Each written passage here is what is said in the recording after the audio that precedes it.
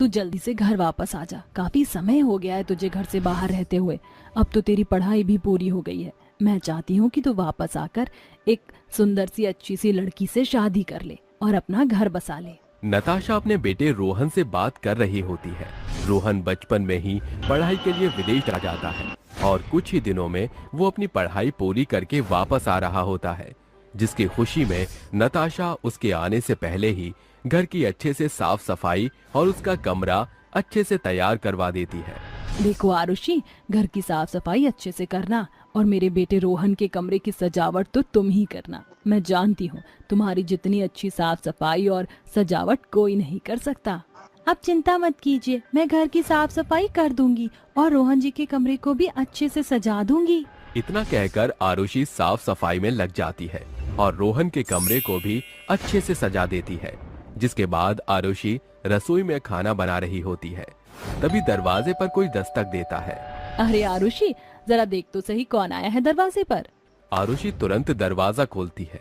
उसके सामने एक नौजवान लड़का सूट बूट पहनकर खड़ा होता है, जिसे देखकर वो कहती है, अरे ये तो कुरियर वाला है। बताइए किसके लिए कुरियर आया है। अरे क्या कहा कुरियर वाला? अरे मैं कुरियर वाला नहीं हूँ, मैं तो इस घर का बेटा हूँ। ऐसा कहकर वो घर के अंदर आ जाता है। अरे इस तरह घर में क्यों घुसे चले आ रहे हो? कुरियर वाले होकर हमारे ही घर पर रौब जमा रहे हो। तभी नताशा अपने बेटे रोहन को देखकर बहुत खुश होती है और उसे गले से लगाते हुए कहती है, अरे मेरा बेटा कितना बड़ा हो गया, पहचानने में ही नहीं आ रहा। तुझे देखकर तो मेरी आंखें ही भर आई। अरे माँ, वो सब तो ठीक है, लेकिन ये लड़की मुझे कुरियर वाला क्यों कह रही थी?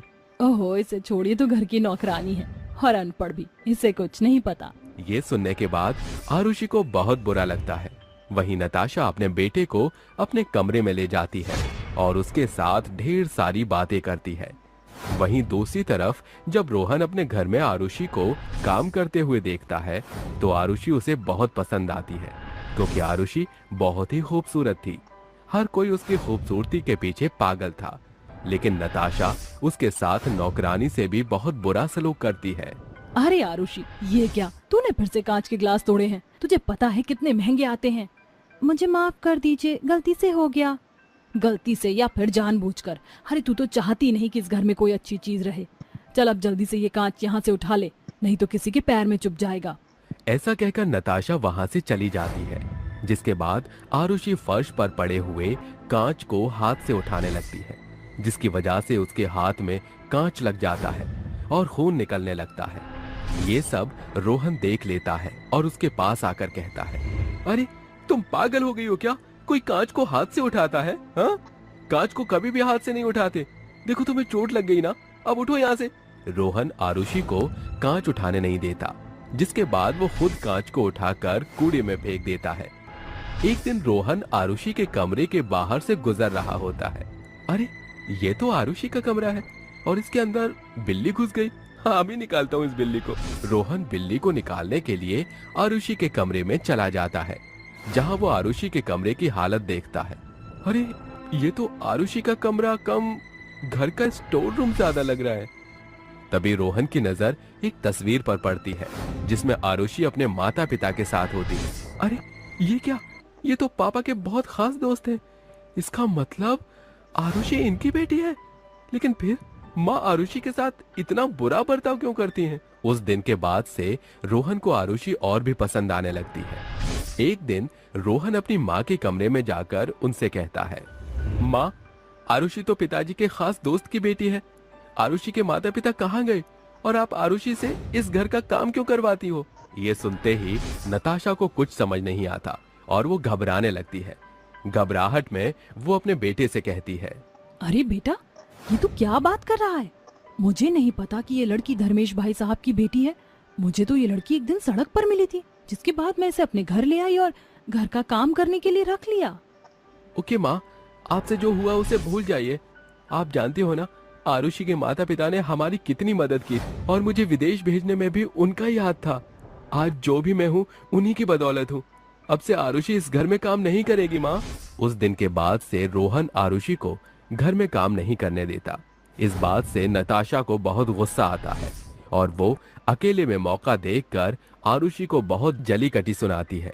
वहीं दूसरी तरफ देखते ही देखते रोहन को आरुषि से बहुत प्यार हो जाता है और एक दिन वो अपनी माँ के पास आकर कहता है, माँ, मुझे एक लड़की पसंद है, मैं उससे शादी करना चाहता हूँ।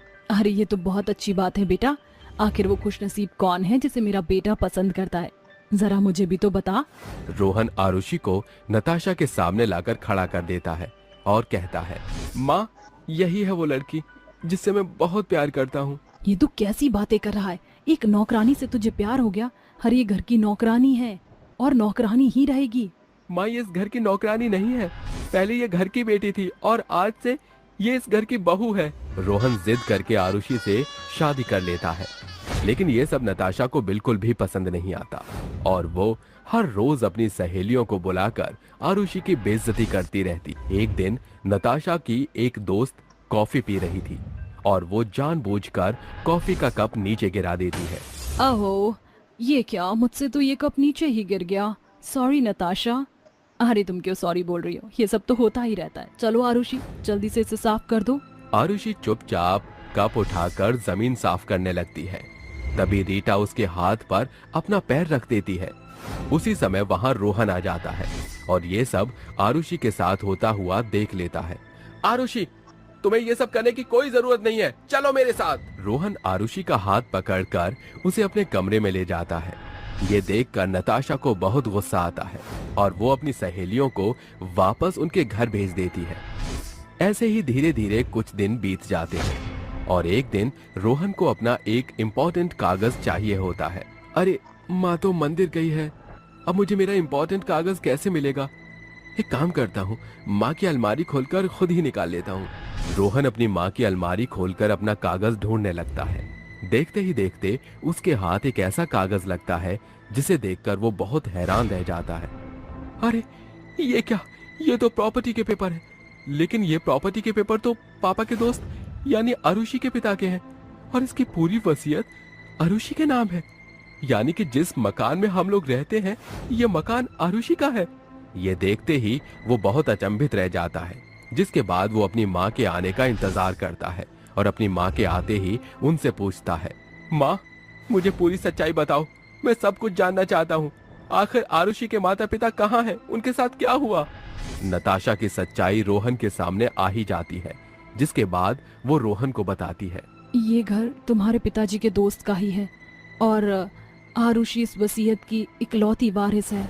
माँ, आप उस बेचारी के साथ ऐसा कैसे कर सकती हो? मुझे तो यकीन ही नहीं आता। मुझे अपनी गलती का एहसास है। आज के बाद मैं आरुषि के साथ ऐसा फिर कभी नहीं करूंगी और उसे अपनी बहू ही मानूंगी। उस दिन के बाद से नताशा आरुषि के साथ बहुत अच्छे से रहना शुरू कर देती है। एक छोटे से गांव में दो